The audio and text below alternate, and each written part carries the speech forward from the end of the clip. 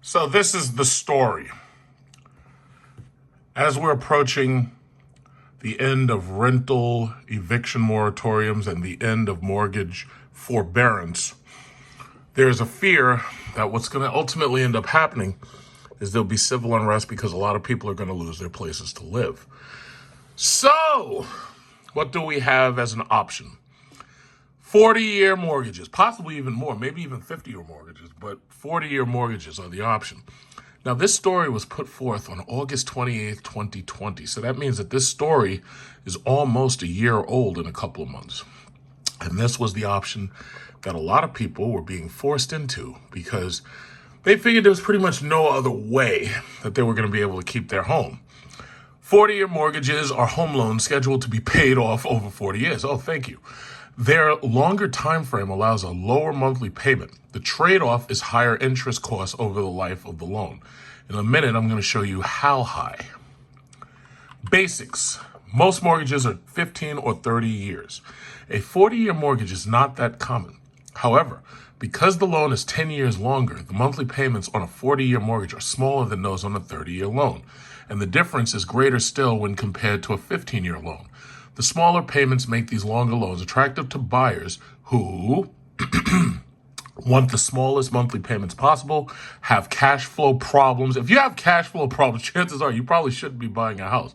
It's a gamble. It's a huge gamble. But people who are trying to stretch to get into a more expensive house, this right here is the problem.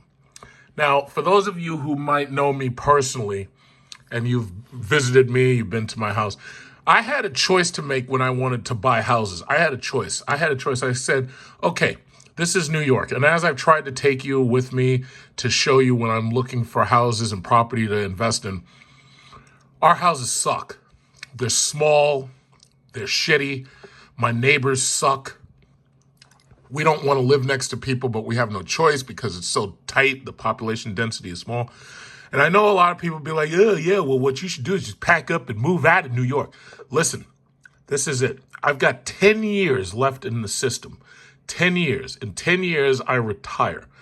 When I retire, I have a choice. I can go overseas and live peacefully and quietly and have a better diet overall, eat fresh fruits and vegetables. I could live in Thailand. I could live in Vietnam. I could live in Philippines, whatever. And I could be a king on the hill in one of those countries. A lot of Americans are leaving America to go to other countries, specifically older white males, many of which are divorced, and their pension is not enough to sustain them because they lost a lot of money in the divorce. Now, that's not me. I've never been divorced, and I'm not losing anything. The point of the matter is I can live elsewhere outside this country, and I can live a hell of a lot cheaper, and I can live a hell of a lot better quality of life, I would say. Because, I mean, now I'd be, $1,000 a month, $2,000 a month, and have a great condo and this, that, and other. But here in New York, I had a choice to make. I had a choice that said, okay, either you could pay $500,000 on a 30-year fixed mortgage or $600,000 on a 30-year fixed mortgage for a shitty house, or you could get a shittier house and you could pay half as much. So I chose to say, you know what I'm going to do? I'm going to buy two houses. And even though they're not that great, the mere fact that they're in New York City and they're near, what are those things, colleges or universities, I could rent out one of them, pay that one off, and use the money that these kids are paying in order to pay the place off and keep the place up. So I was able to buy two houses for the price of one. Instead of buying one house for like $550, I was able to buy two for less than $270. If that makes sense. So now you can have two for the price of one. Bottom line is I'm looking for a third. And now you're seeing all these options coming up because right now it's actually a buyer's market, but the problem is the supply is dwindling because a lot of people are getting options like this where they can stay in a home longer. So that means they're not planning to sell it. And there's also a lot of people who are fleeing the cities and they're buying up houses. Like, for instance, New York and California are going to make life so miserable for people that most of them are going to flee to the surrounding states. red states, low population red states. We're going to move as many of us there who can't make it here, and we're going to flip your electoral college in your state, and we're going to make your red state blue. California is already doing it to Texas. New York is doing it to everybody else, like pretty much like Ohio. California got Washington, Oregon, Colorado, Denver. They got them already, and now they're after Texas, and they're going to get Texas eventually. Within the next 40 years, Texas is going to be a blue state. And I know a lot of people are like, yeah, that'll never happen, that'll never happen. Yeah, well, those are the same people who thought Trump actually won the election and was going to swear in on, March 4th. Yeah, they thought that Trump was swearing in on March 4th, and QAnon told them that everything was okay. Yeah, okay, choose to believe them instead of me, no problem. I don't really care. So a lot of people who look at one of these $500,000 houses or these $600,000 houses, they know goddamn well they can't afford that. But if they stretch out that payment long enough, they can afford it. Because if you really think about it, if you stretch the payments out long enough, you can afford just about anything. I mean, if I want a Bugatti Veyron's what, $3 million? But if you stretch that payment out to 3 million years, it ain't that expensive no more, is it? Now, sure enough, I'll be dead before I pay it off, and I'll never pay it off. But who cares? It's all funny money anyway, right? So anyway, since 40-year mortgages are not as common, they are more difficult to find. You can't get a Federal Housing Authority FHA loan that's 40 years long, and many bigger lenders don't offer any loans longer than 30 years. You'll need good credit to qualify one if you can find it, and your interest rate on these loans is definitely going to be fucking higher. Definitely. They're not going to give it away for nothing. They're going to rip you off as much as possible. The main advantage of the 40-year loan is the lower monthly payment. Plus, stretching the loan over 40 years instead of 30 could mean the ability to afford more house, which can be a plus for homeowners trying to show off to their neighbors and their parents and their friends and family in order to make it appear that they are wealthier and richer than they really are. That's what that says right there. So some 40-year loans are the result of loan modifications, a process in which the lender and the borrower work together to restructure the loan and keep the borrower in his home after financial setbacks. And I'll tell you like this, if you are in the process of refinancing right now, we're not refinancing you for free. Chances are you paying something.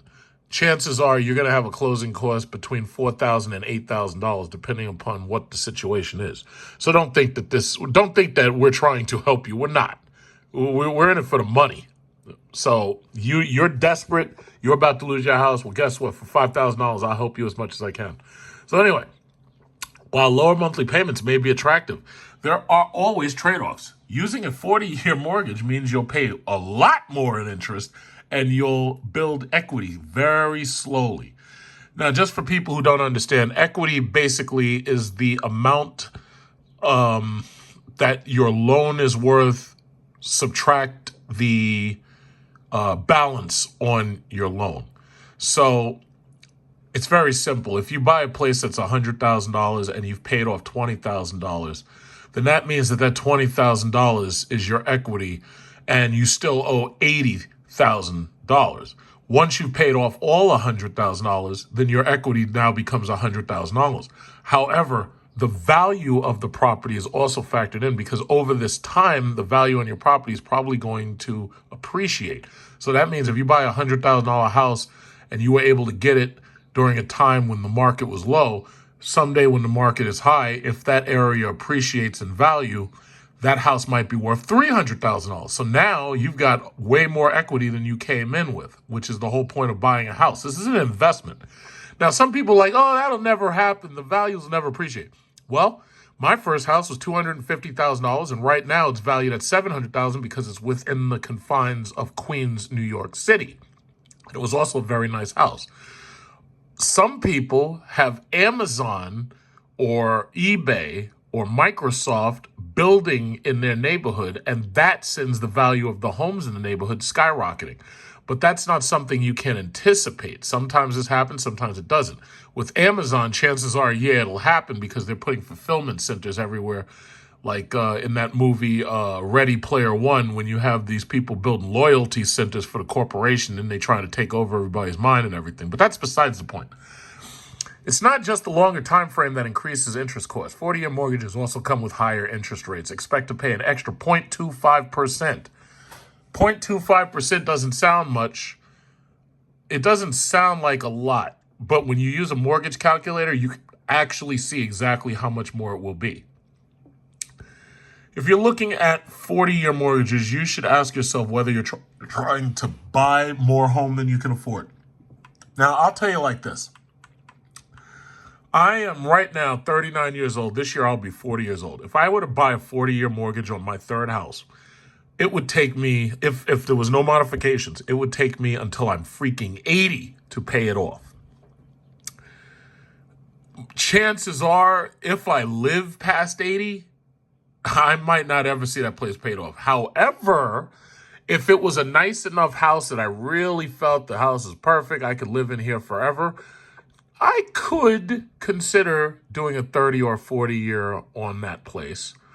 And then, teaching my children to say, okay, dad's about to die. We're about to inherit these profits, and we need to have a plan in order to pay for the taxes and the fees and all that. So it's not outside of the realm of possibility that somebody's going to buy their dream house and they're going to get one of these high interest rate shit mortgages. But hey, guess what? If you want the place and it's too much for you to afford, you have only two choices. You can either avoid it altogether and abstain, or you can chase after it. And when it's a dream house and it's one of these big, beautiful properties that everybody wants, and you just happen to have an 850 credit score like me, well, you might go for it. If you go for it, that might be just that. So it says you can experiment with a mortgage calculator. Now, they point you towards a mortgage calculator. A lot of people don't know how to use them. I'm about to show you the one that I love to use and how to use it. It's very easy. And you can calculate car payments, student loan payments, and mortgage payments. But the bottom line is, when you buy a mortgage, they're going to get you in there with that monthly payment. When they tell you it's 30 years, that means it only lasts 30 years. If they tell you it's 15 years, it only lasts 15 years. And all you have to do is make that monthly mortgage payment for that length of time. It ends eventually. These are not ARM loans where their rates can change. So that means that some people got surprised that their rates changed. They ended up paying more than they could afford. A fixed mortgage is exactly what it says. So they say, listen, if you have to pay $10 a day for the next 30 years, then that's just what it is. It's fixed. It doesn't change. However, what can change is your property taxes. What can change is your mortgage insurance, or the cost on your house to insure it. The insurance can change. So that means that, you could be one day you buy a house, you could be paying $2,000 a month flat, but a couple of years from now, it could go up to $2,100 or $2,200 simply because even though the mortgage didn't change, maybe your property taxes did. Most times, I can promise you property taxes usually don't go down, especially when you're dealing with a federal government that's currently $38 trillion in debt and is spending $61,000 per second. No, property taxes usually do not go down. The only time that ever happens is if a neighborhood or an area suddenly becomes depressed. Right now, chances are that ain't going to happen. So I can promise you this. If you get a mortgage, no matter what your payments are, chances are they are going to go up, even though the mortgage itself is fixed. The attachments to the mortgage are going to go up. But again, there's always the possibility of refinancing. There's always the possibility of changing your insurance carrier. There's always the possibility of possibly lowering your taxes if you have a tax abatement or a system in your neighborhood, like with the lawyers, to help you fight your taxes. So anybody who's a homeowner knows exactly what I'm talking about. Like STAR programs. Here in Long Island, we have the STAR program. But anyway, where to find a 40-year mortgage? The Consumer Financial Protection Bureau requires qualified mortgages to include a term no longer than 30 years, making 40-year loans an unqualified mortgage. A qualified mortgage is one that meets certain standards laid out by the CFPB. Unqualified mortgages may still be appropriate for your borrowing situation, but big lenders don't view them as safe as other loans. After all, 40 years from now, anything can happen to you. You could be dead tomorrow. You could get killed walking your doggy. But the bottom line is, it's less safe, it's more risky. Products like the 40-year mortgage were briefly introduced or they're made easier to find before the 2008 mortgage crisis. Nowadays, they're a tiny fraction of the overall loans issued in the U.S. Since 40-year mortgages are rare, they take a little more legwork to find. You'll mostly find them with smaller private lenders and credit unions. You're not going to find shit like this at fucking JP Morgan or Wells Fargo. You're not going to find this stuff there. A 40-year mortgage might be perfect for you if you're an idiot or if you fucked up and you're about to lose your job and you're trying to hold on as much as possible before your wife decides to up and leave you. Oh, yeah, that's what it said. That's exactly what it said. That's what I read there. I read between the lines. If you look between the lines, that's what it said. All right.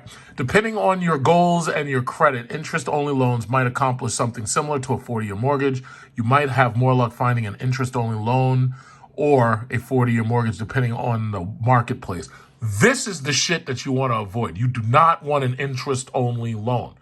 Interest-only loans, no bueno. No bueno. It's unsafe. It's riskier. It's a lot riskier. You should also consider borrow less. Get a smaller house. Get a lesser house. Just something that'll fit you instead of trying to show off, try to make it look like you're rich when you're really not. If you're stretching to buy more than you should, it's easier to get in trouble later. Be sure you're leaving some buffer in your budget to cover unexpected expenses down the road. So this is what you're facing right now. This is what the market is facing right now. They're about to do you dirty.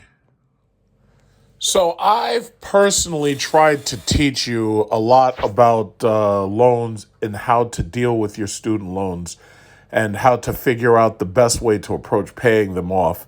And then I've done a couple of videos trying to explain to you how to deal with a mortgage and how to pay that off.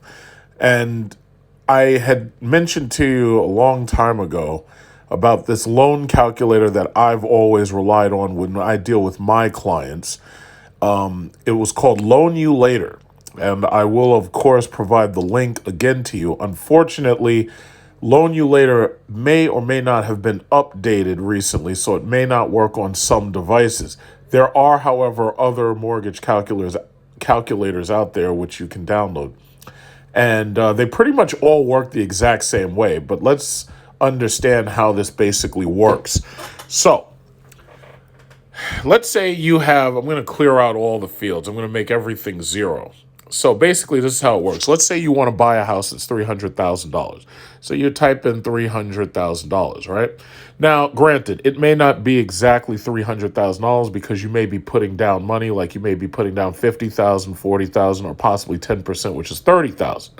If you were to put down $30,000, then that means we'd get rid of the $300,000 and we put down $270,000.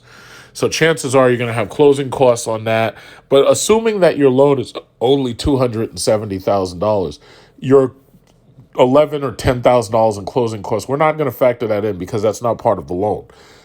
The loan is you borrowing $270,000. So if you were buying a house right now, you'd be looking at either a 15-year, 20-year, or 30-year fixed loan mortgage. The last thing you want is a AM, adjustable rate mortgage. You don't want an ARM loan, an ARM. You don't want that. You're interested in a fixed mortgage, which means that your rates will never change.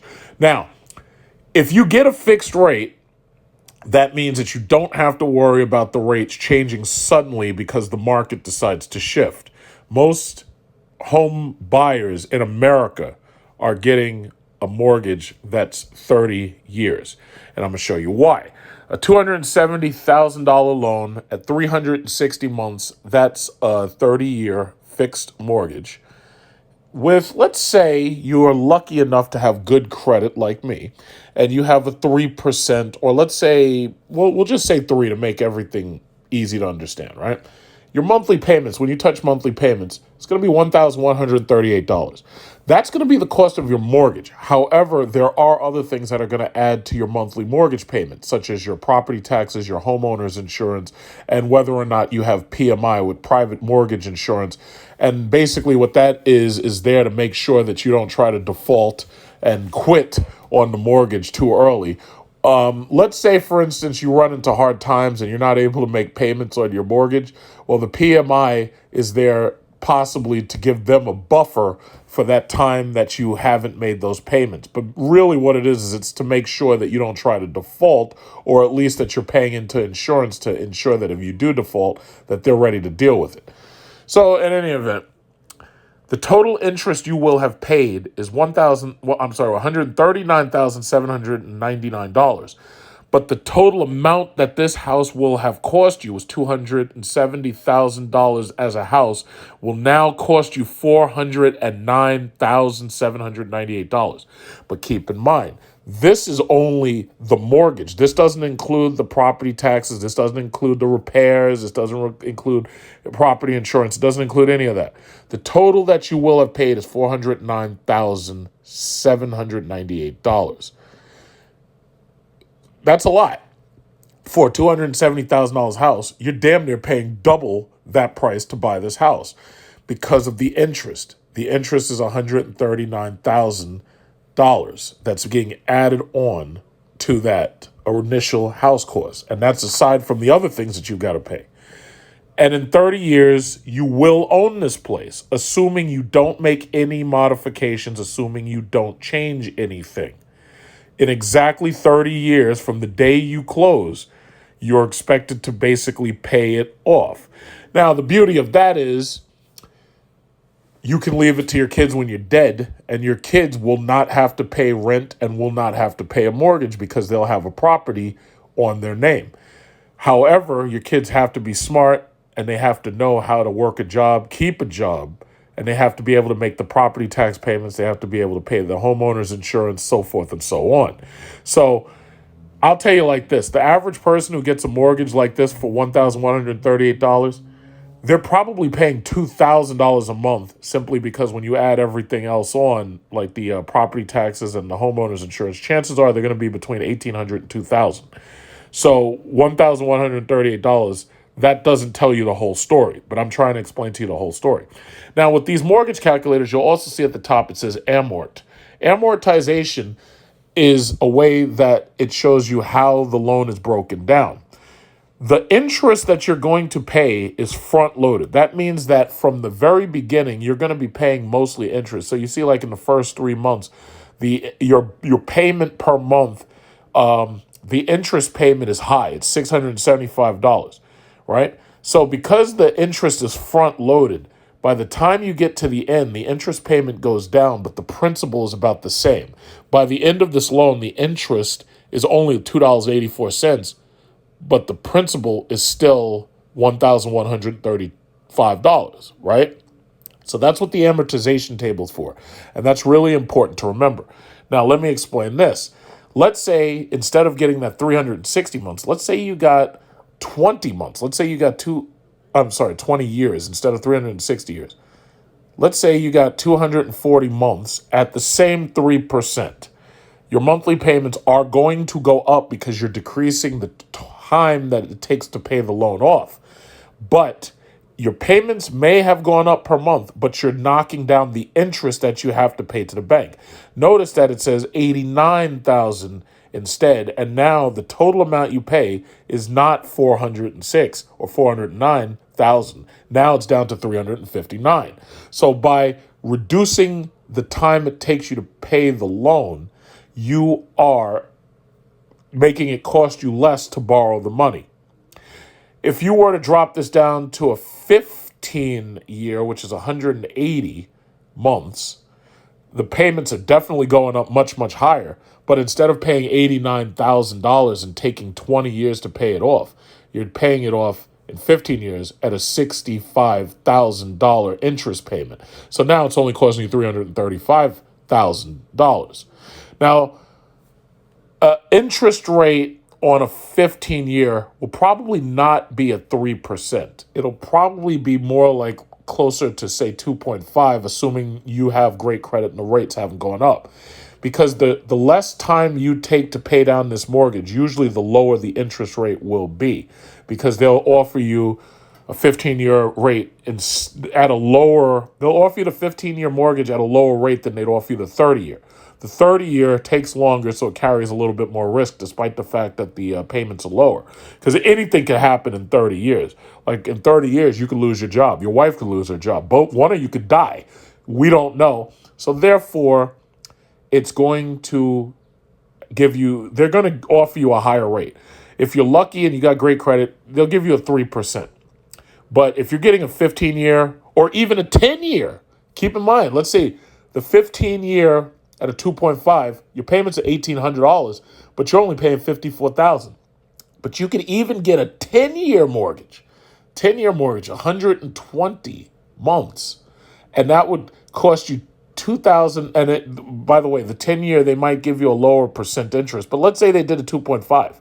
It's still going to cost you less in the long run, and the house will have cost less money in total by the end of that 10 years. Now, granted, there are some people who are lucky enough to be cash rich. There are some people whose parents die and leave them a windfall. Their grandparents die, leave them a windfall. There's some people who have a lot of cash for whatever reason. They may have won a settlement. Yeah, it's really easy for them to just take their cash and buy a house off and not have to pay any interest. But unfortunately, the majority of America doesn't work like that. You see, in America, your number one investment is actually a house with a mortgage. Because once you own that house, and I shouldn't say a house with a mortgage, but what I'll say is once you own that house, however you buy it, doesn't matter. If you could be dancing on a pole and building up enough cash to buy a house. Because some of these strippers, I'm getting pissed off. Some of these Instagram strippers are getting $1 million in 6 hours? What? Yo, show me where the pole is and I'll go do that. But anyway, if you've got a lot of cash, you can buy a place and not have to pay this interest, and all you're paying is the price of the house. So if they say the house is $300,000, you're handing them $300,000. That's it. But if you have to borrow the money from the bank is going to make their money by charging you interest. And that's just how this works. Now, here's the thing. Let's go back to this $270,000. In this story that I'm showing you, they are remodifying people who took these mortgage forbearances, and they're offering them a 40-year mortgage. And this isn't the first time I heard this. I think the first time I heard this was back in 2008. They're offering them a 40-year mortgage. 40 times 12 is 480. 480 months. Even if you had excellent credit and got a 3%, that's going to cost you $1,000 a month or $966 a month. But the total interest would be $193,946. So you'd be paying $463,000 for just the mortgage. Now keep in mind, the monthly payments are only telling you what the mortgage costs. It's not telling you what the homeowner's insurance, and it's not telling you what the property taxes cost. So if we were to assume that the property taxes and homeowner's insurance adds another $600 or $700 to this payment, your monthly payment on the house would still be close to $2,000. It'd be about $1,700, $1,800, or maybe even $1,900 a month. But they're planning to do this for people who currently have a 30-year. They are planning to modify you to a 40-year mortgage at whatever the interest rate in order to make sure that you don't default on the house. So if your credit is excellent, this is what they want to do to you. So what have I taught you right now? I've taught you how to use a mortgage calculator. Number one, you need 3 out of the 4 values in order to get the 4th. Because you can do this backwards too. And when you play with this a little bit, you understand how it works. But what I'm trying to explain to you is, in order to avoid civil unrest and people marching and all that bullshit, oh yeah, well, Pfizer doesn't pay their taxes, and why are you taxing me? And in order, to stop them from throwing bricks through the Chinese food restaurant windows, and to stop people from getting knees in their neck by the white racist cops who hate you, Derek Chauvin, who's on trial right now. In order to stop that from happening, in order to stop people from loading up their AR-15s and going after their boss, what they are planning to do is they are planning to give you mortgage modifications just to shut you up. So they're saying, listen, if you have your job, but you've lost some money because one of y'all is out of work, we can still make it work. We can reduce the amount of cost to you by keeping you in your home longer. And even though we're going to keep you in your home longer, we're going to make this shit cost you twice what you pay. You wanted this house for $270? Well, guess what? It's going to cost you $193,000 to buy this house, $194,000 to buy this house. And that's not factoring in the property taxes and the homeowner insurance. They are about to refinance as many people as they can who are on the edge, and they are trying to refinance you into a longer term mortgage. Chances are things might turn around for you in 40 years, but for most of you, 40 years, you're going to be dead. Thing about it is your kids are going to end up having to pick up these payments, and by 40 years, your kids are going to be what, 25, 30, what, 4? If you had your kid tonight, in 40 years, your child is going to be 40 years old if you had your kid today. So the bottom line is, I guess they're assuming that your child will be in adulthood and ready to pick up this mortgage or ready to do something with this property. But the bottom line is, this is what they're planning to do to you if you are on the edge and if you are seeking a mortgage modification. I have heard terms of 50 years, but 50 years really makes no sense because most people will be dead by then. But what I'm hearing is 40-year mortgages are the new thing that's coming. Now, for a new home buyer, the last thing you want is a 40-year mortgage because obviously, as I've shown you, the math makes you pay double the damn price of the house. However, because a lot of you are not gainfully employed and not making a whole lot of money, but you are dead set on home ownership, this is what is most likely going to come across the table to you. The 30-year fix makes sense because it was designed around the logic that you're going to marry in your 20s, you're going to stay married. By the time you're in your 50s, you'll be paying off the house, and by the time you're in your 60s, you'll be living on Social Security. This 30-year fixed mortgage is the most popular mortgage product. After the 30-year comes the 15, because the 15 allows people who bought their house and then suddenly found themselves doing better financially. It allows them to pay down that house quicker. Like, for instance, one of my uncles, he refinanced from, he had been in his house, I think about maybe 6 years. He refinanced to a 15, and his logic was, I started having kids, and if my children go to college, I don't want to be stuck paying a mortgage and student loans or, sending them to college. And he's got like 3 kids. In, in exactly 14 years from now, his first oldest will be entering college. And then right after that, 2 years later, his next younger one down will be entering college. And then right after that, the next one will be entering college. So he's trying to knock his mortgage out so that this way he can only focus on student loan bills, or not student loans, but he's trying to focus on student fees and home maintenance. And that was his logic. So yes, it does make sense to refinance, but what you don't want to do is allow them to trick you with this monthly payment and get you into a goddamn 40-year mortgage that is going to cost you double the price of the house that you're never going to probably be able to pay off. Now, granted, years from now, things may turn around. You may be able to refinance from that 40 to something else. But believe me, this is absolutely not the product that you want as a first-time home buyer. And this is also something you want to try to avoid if you can avoid it. Now, if you're one of these people who knows that business is down right now and business will be back sooner or later and you'll be able to start working and paying and everything, okay, fine. I don't know your pockets. I don't live your life. What I'm trying to explain to you is this is a product that you'll want to try to avoid if you can. But if you have no choice, then it's just something you may have to consider doing, because otherwise your child's stuff is going to be thrown outside. Your wife is going to leave you, and she's going to go date a real man who could afford her, and all that. And you don't want that to happen. So what you want to do is you want to keep that roof over your head at all costs. If it comes down to pipeline, then this is just what it is. Other than that, do your best to try to avoid this.